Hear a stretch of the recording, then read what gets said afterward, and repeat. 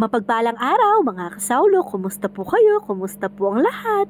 Ayan, shoutout kay Ate Angela. Ayan, hinatid po natin si Ray at siya po yung nakita nating parents sa tapat ng school. Hinatid din po niya yung mga estudyante niya. Hindi mo maano yung boses niya hindi mo malilile. At ayan, fast forward po, no?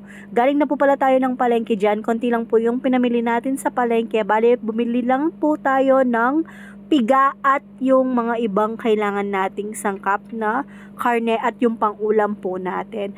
At after po natin sa palengke, tumaglos po tayo ng pack post muna daw, sabi ni asawa. Tumaglos po tayo ng pure gold. Parang ang blooming ko dyan, ang ganda ko dyan. Yung lightning lang po. Charot. Ayan, dahil yung pa-order po natin is Maha Blanca at saka yung fettuccine na carbonara. Dito po tayo namili kay Aling Puring kasi may Aling Puring discount card po tayo. Discount card? Parang binili natin yun At ayan po, bumili tayo ng mga kakailanganin natin. Fast forward, pag-uwi po ng bahay, bago pa po pala ako makagawa ng maha, nasangkot sa ko na po yung aadobohin natin na ulam natin for today. At saka yung latik po ay nailatik ko na. At ayan po, fast forward din po. Puro fast forward. Nasangkapan na po natin yung ating Maha Blanca. Bale, Maha Blanca at saka fettuccine carbonara at meron po tayong combo ngayon mga kasawlo. At ayan, paluto na po pala yung ating Maha Blanca. Bago po tuluyang manigas yan or magbuo-buo, dun ko po inilagay yung kanyang butter. At ilalagay ko din po agad yan sa ating styro. Ang styro po pala ng ating carbonara ay yung ating maha ay 60 pesos. Tapos may mga pa-order din po tayo na combo. Mas madami po yung pa-order natin na combo today dahil bago po sa atin. Pagka-post ko po ng pasobra natin na maha at combo ay agad din pong na sold out yan. Tapos yung mga ibang pasobra sa carbonara, hindi ko na po na-post dahil ang dami pong umahabol na order.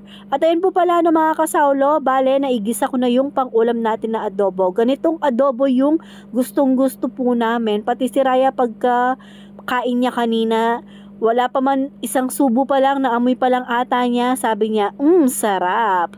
Kaya love language ko po talaga yung pagluluto para din po sa kanila. At ayan, luto na yung ating adobo na pang-ulam po. Nilagyan ko po pala yan ng patatas at kamote para kay asawa.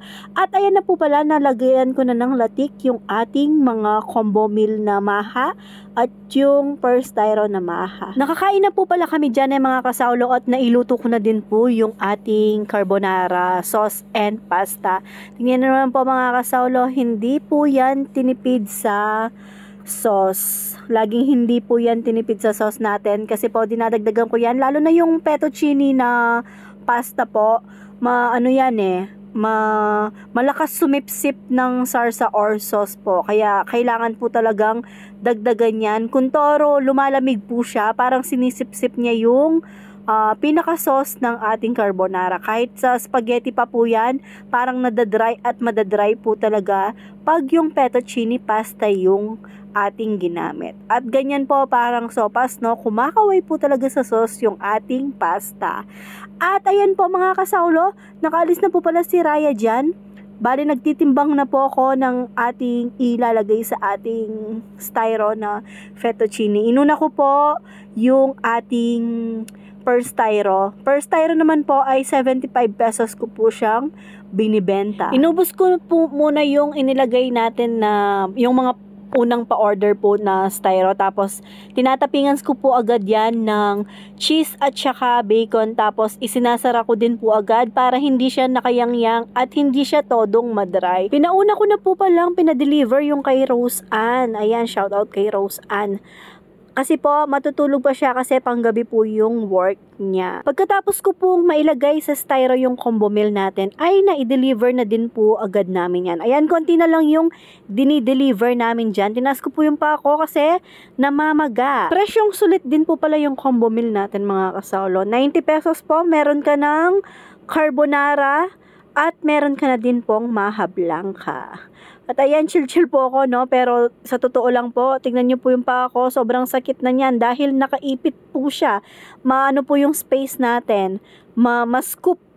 The King Kapampangan. At ayan, eto na po pala yung last deliver natin kay Madam Carmina, pinapa-deliver ni Cousin RV.